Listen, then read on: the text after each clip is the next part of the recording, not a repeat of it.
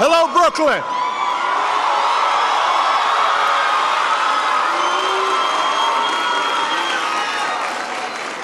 How you doing? Well, it is good to be back in Brooklyn. Good to be in New York City. And it is good to see some friends who stick up for students and teachers and education every day. We've got your governor, Andrew Cuomo's in the house. Give him a big round of applause. We've got your Senator Chuck Schumer. Outstanding Secretary of Education, Arne Duncan. We've got your outstanding congressional delegation is here. Give them a big round of applause. We've got your public advocate and my friend Bill de Blasio is here.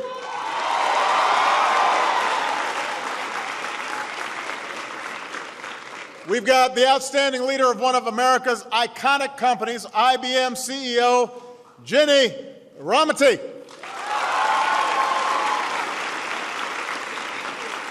And I want to give a special shout out to a man who's been an extraordinary mayor for this city. He's been a leader throughout the country for the past 12 years. Mr. Michael Bloomberg is here.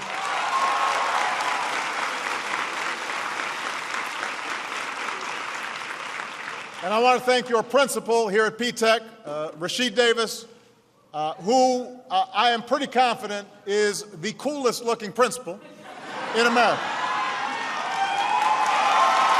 Rasheed.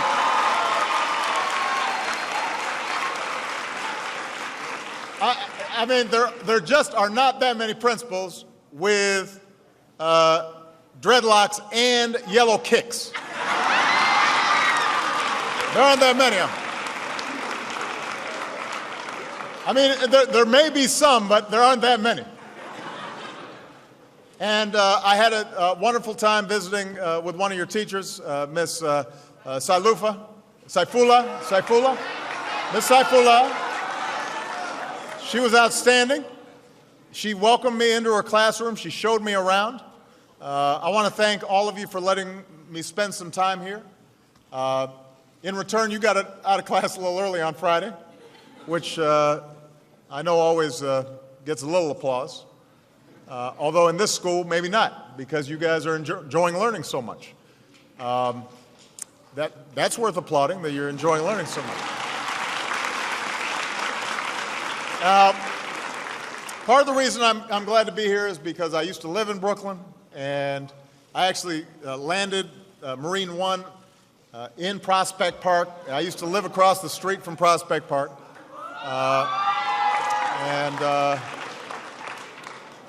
But mainly I'm here because I want to talk, I want to come here ever since I talked about you in my State of the Union address this year. Because what's going on here at P-TECH is outstanding. And I'm excited to see it for myself. I know Brooklyn in general is blowing up right now. When I was living here, Brooklyn was cool, but not this cool. Barclays Center hadn't been built yet. I know the Nets just picked up Paul Pierce and Kevin Garnett off season, which is a lesson to all the young people. Old people can still play. We've still got some gas in the tank. But this whole borough is where generations of hopeful, striving immigrants came in search of opportunity, a chance to build better lives for themselves and for their kids. And that's been true for decades. And I'm here today to talk about what we need to do as a country to build the same kind of opportunity for your generation, for the next generation, and for your kids, and for future immigrants. This country should be doing everything in our power to give more kids the chance to go to schools just like this one. We should be doing everything we can to put college within the reach of more young people. We should be doing everything we can to keep your streets safe and protect you from gun violence. We should be doing everything we can to keep families from falling into poverty and build more ladders of opportunity to help people who are willing to work hard climb out of poverty. We should be doing everything we can to welcome new generations of hopeful, striving immigrants. I want us to do everything we can to give every single young person the same kind of opportunity that this country gave me, and gave Chuck, and gave Governor Cuomo, and gave Mayor Bloomberg, and gave your principal. That's what I'm focused on. Yeah, by the way, if you have chairs, go ahead and sit down. If you don't have chairs, then don't sit down because you'll fall. I didn't realize everybody had chairs. I would have told you to sit down early.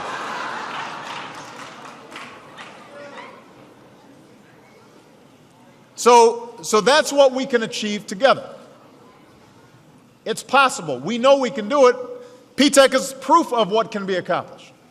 But we've got to have the courage to do it. You know, the American people work hard, and they try to do right day in and day out.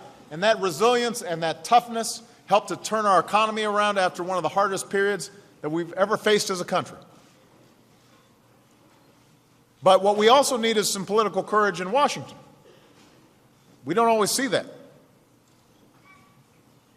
Right now, we need to all pull together. We need to work together to grow the economy, not shrink it, to create good jobs, not eliminate jobs. We've got to finish building a new foundation for shared and lasting prosperity so that everybody who works hard, everybody who studies hard at a school like this one or schools all across the country have a chance to get ahead. That's what we need to do. That's what I'm focused on. And that all begins with the education that we give young people. Because all of you are growing up in changing times, especially for the economy.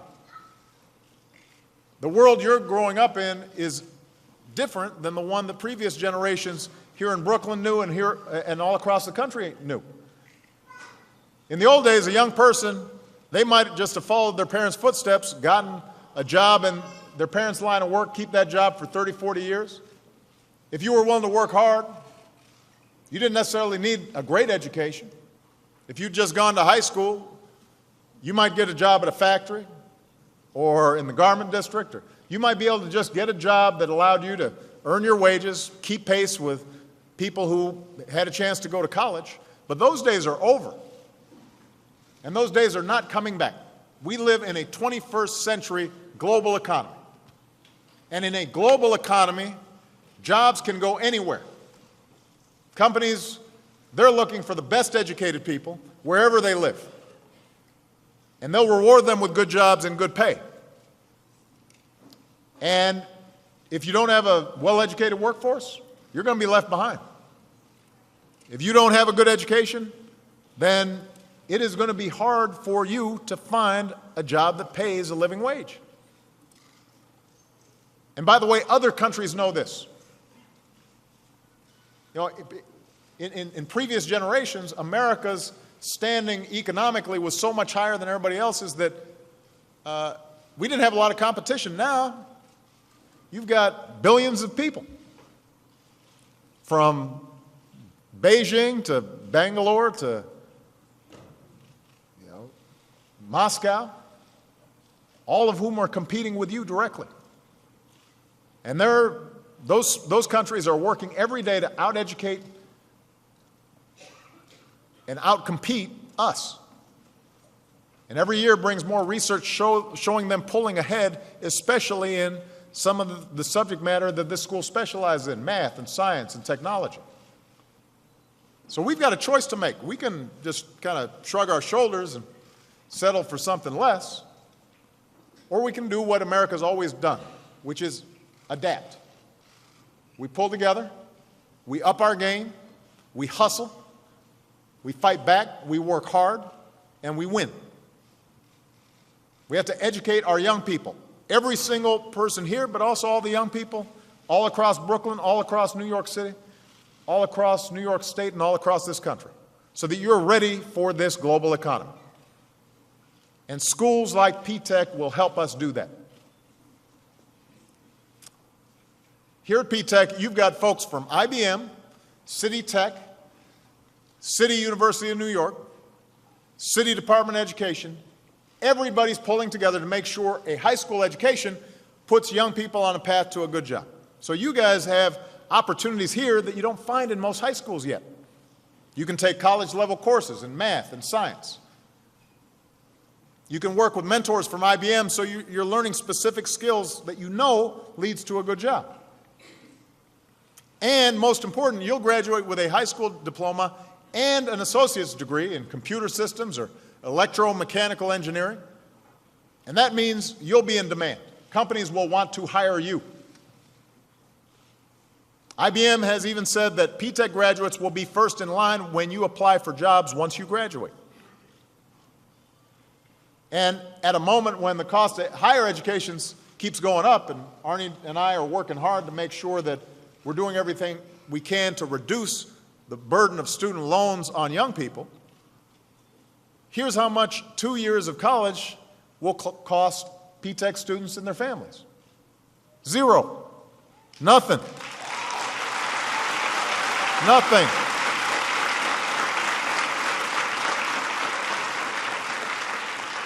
I noticed some of the parents were the first to clap. They're all like, yeah. They like that. But that's a huge burden. I mean, that's thousands of dollars that you're saving. And that means when you start working, you're going to have that much less of a burden in terms of debt, which means you can afford to buy a house sooner.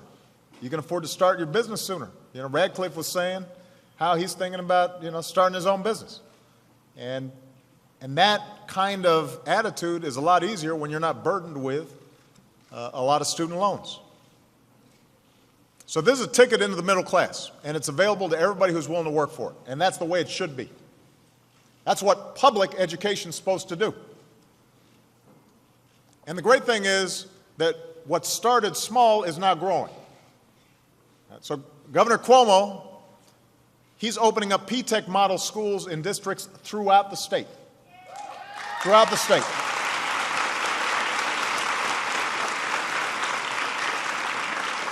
So all those schools together, they're going to prepare more than 6,000 high school students for good, high-skilled jobs. Back in my hometown of Chicago, Mayor Rahm Emanuel's opening up schools like this one.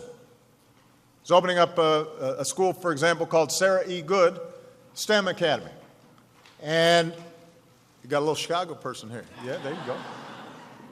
Across the country, companies like Verizon and Microsoft and Con Ed and Cisco, they saw what IBM was doing, and they said, well, this is a good idea. We can do this too. So they're working with educators in states to replicate what you're already doing here. And you guys should feel good about that. You're starting something all across the country.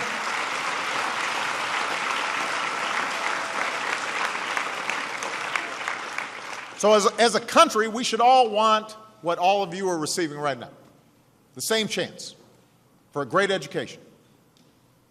Here's what I think we should do as a country to make sure they've got the same opportunities you do. First of all, we've got to give every child an earlier start at success by making high-quality preschool available to every 4-year-old in America.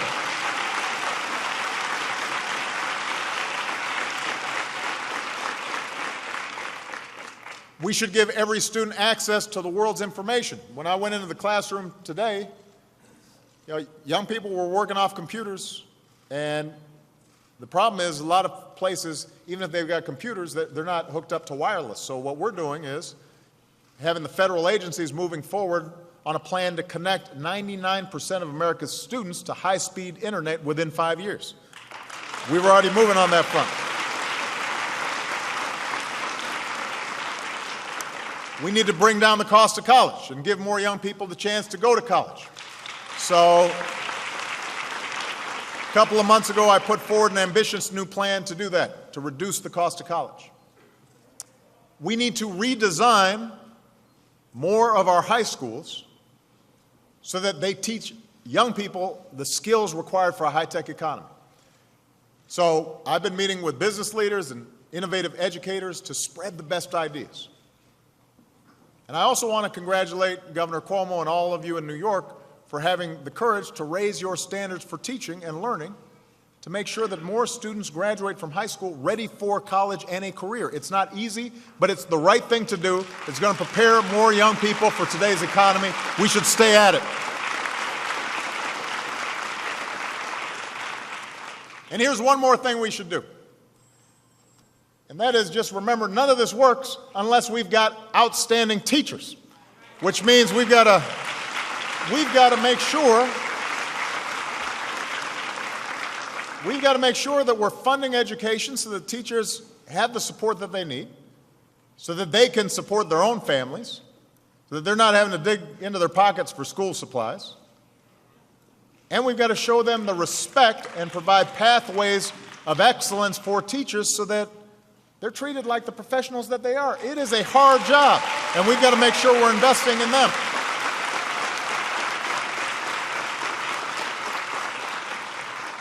Now, some of these ideas I've laid out before. Some of them I'm just going ahead and doing on my own. Some of them do require Congress to do something. And one way we can start is by Congress passing a budget that reflects our need to invest in our young people.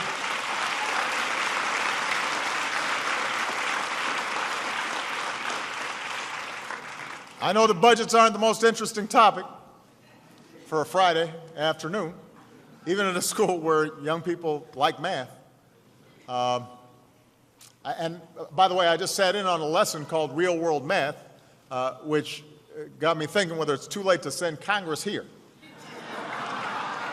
for a remedial course.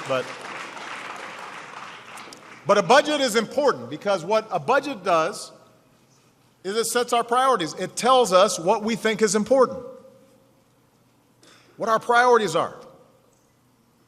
And the stakes for our middle class could not be higher. If we don't set the right priorities now, then many of you will be put at a competitive disadvantage compared to other countries. If you think education's expensive, wait till you see how much ignorance costs. So we got to invest. So we need a budget that is responsible,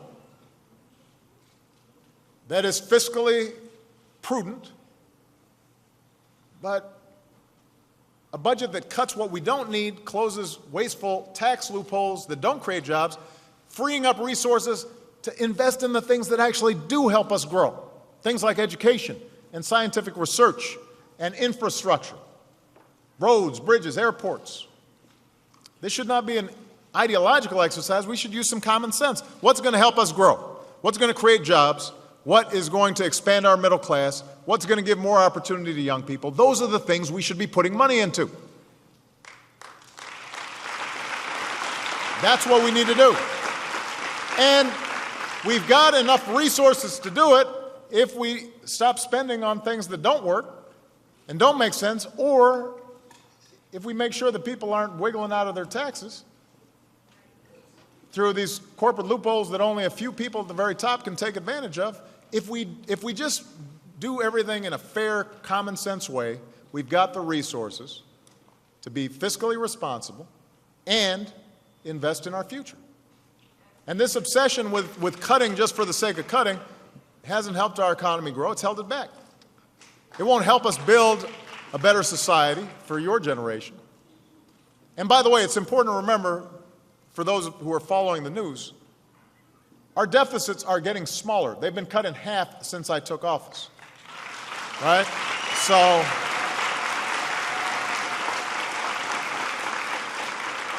that gives us room to fix longer-term debt problems without sticking it to your generation. We don't have to choose between growth and fiscal responsibility. We've got to do both.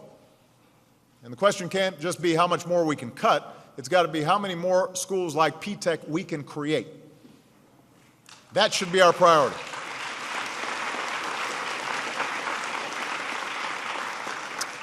You know, and after the manufactured crisis that Congress, actually a small group in the House of Representatives just put us through, shutting down the government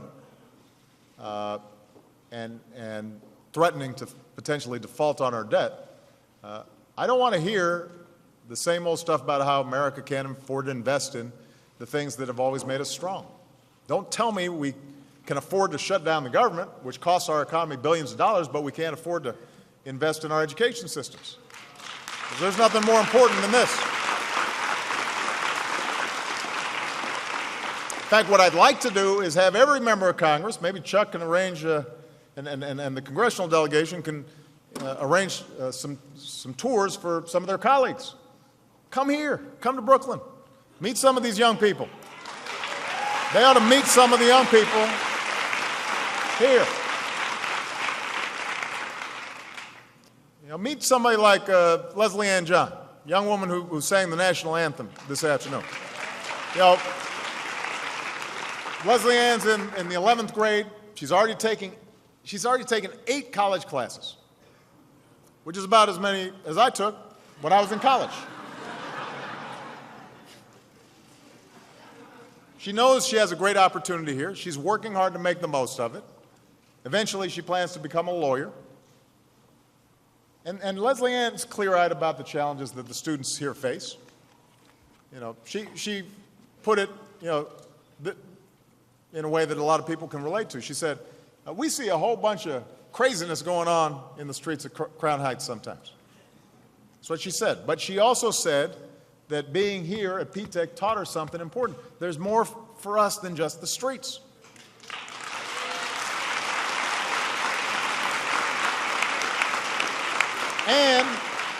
And she said that at the end of the day, we got to make something of ourselves. And that's important. That's important. It's not just what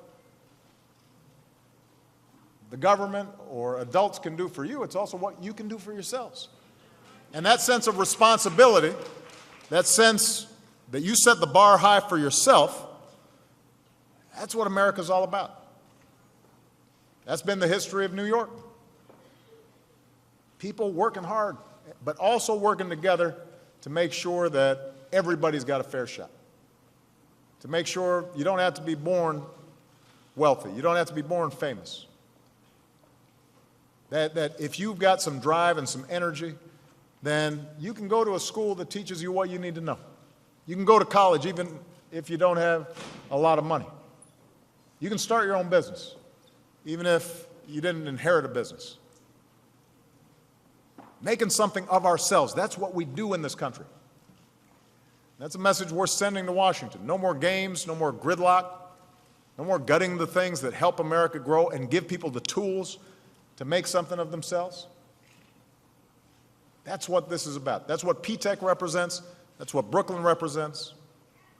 And as long as I have the privilege to be your president, I'm going to keep fighting to make sure that no matter who you are, where you come from, what you look like, this country will always be a place where you can make it if you try. So thank you, Brooklyn.